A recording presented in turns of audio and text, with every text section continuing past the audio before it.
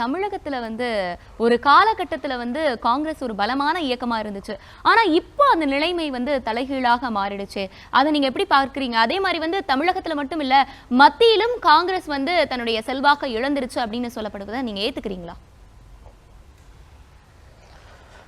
தமிழகத்தில் தலைவர் காமராஜருடைய காலத்தில் காங்கிரஸ் வலுவாகவும் சிறப்பாகவும் இருந்தது உண்மைதான். அதற்கு பிறகு பல்வேறு கால சூழ்நிலைகள், அரசியல்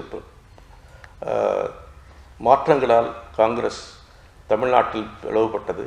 பிளவுபட்ட காங்கிரஸில் தலைவர் காமராஜ் ஒரு பக்கமும் அதற்கு எதிரணியிலே நாங்களும் இருந்தோம். ஆனாலும் காங்கிரஸ் தலைவராக எப்பொழுதும் நாங்கள் அன்னை இந்திரா காந்தியையும் அதே நேரத்தில் சமமாக தலைவர் காமராஜையும் பார்த்துதான் பழகியிருக்கிறோம், தொடர்ந்து செயல்பட்டு வந்திருக்கிறோம். தமிழகத்தில் 69க்கு பிறகு காங்கிரஸ் வீழ்ச்சி என்று சொல்ல மாட்டேன். அகில இந்திய அளவிலே காங்கிரஸ் கட்சி ஒரு நிலைப்பாட்டை எடுக்கிற போது தமிழ்நாடு காங்கிரஸ் அந்த நிலைப்பாட்டை இணைந்து தான் செயல்பட முடியும். அந்த அடிப்படையில் கூட்டணி அரசியல் முன்னிலைப்படுத்தப்பட்டது.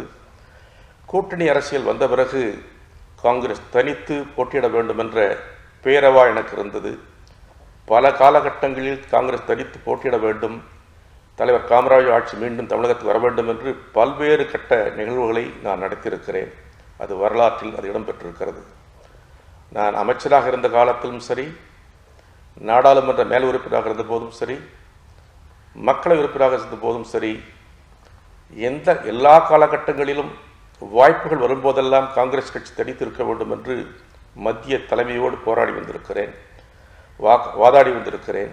ஆனால் கால சூழ்நிலைகளில் காங்கிரஸ் தனித்து நிற்க முடியாமல் கூட்டணி அரசியலுக்கு தள்ளப்பட்டது. அதுதான் வரலாறு. ஒரு கட்சி தனித்து செயல்பட்டால் மட்டுமே, அல்லது அந்த கட்சியின் தலைமையில் செயல்பட்டால் மற்றவர்களை இணைத்து செயல்பட்டால் மட்டுமே அந்த கட்சி ஆட்சிக்கு வர முடியும். ஆனால் 69க்கு பிறகு ஏற்பட்ட சூழல்கள், அரசியல் மாற்றங்கள், இந்தியா தமிழ்நாடு என்ற பார்வையில் இந்திய தேசிய காங்கிரஸ் இந்தியா என்ற நிலைப்பாட்டை முன்னிலைப்படுத்தியது. ஆகவே கூட்டணி அரசியலை ஒப்புக்கொண்டு அதற்கான பணிகளை தொடர்ந்தோம். ஆகவே தமிழ்நாட்டில் அந்த காலகட்டத்தை நோக்கி செல்வதற்கான வாய்ப்புகள் குறைந்து போய்விட்டது. எது எப்படி இருந்தாலும் கூட்டணி அரசியல் என்று வந்துவிட்டால் தனித்தன்மை குலைந்துவிடும் என்பது நான் அழுத்தமுடன் நம்பிக்கை கொண்டவன். அதை பல்வேறு பதிவுகள் மூலமாக தலைமைக்கு சொல்லி வந்தவன். இப்பொழுதும் அதை சொல்லுகிறேன்.